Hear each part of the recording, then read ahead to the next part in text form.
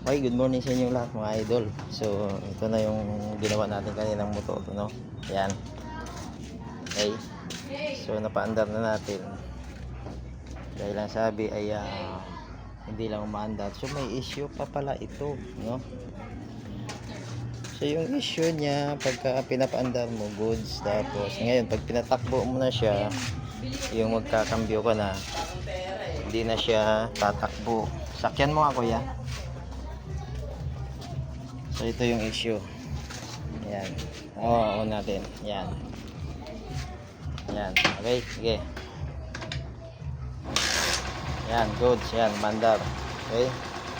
Ngayon, tingnan nyo mga best friend. Yung clutch nito, mataas na. Tinaasa na dahil nga kusyas ang umarangkada kahit na hindi nakabitaw yung clutch. Ayan o. Ayan. Mataas na yan. At tingnan nyo. Ayan o. Huwag mo bitawan, kuya. Cambio mo lang.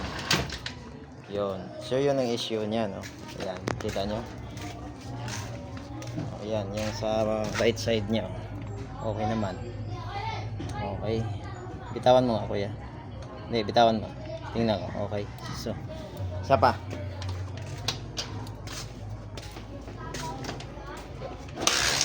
Okay, sige. Yun, okay na. So, buksan ko muna to, no, kung ano talaga yung kanyang possible na sira para malaman natin. So, hanggang dito na lang muna mga idol.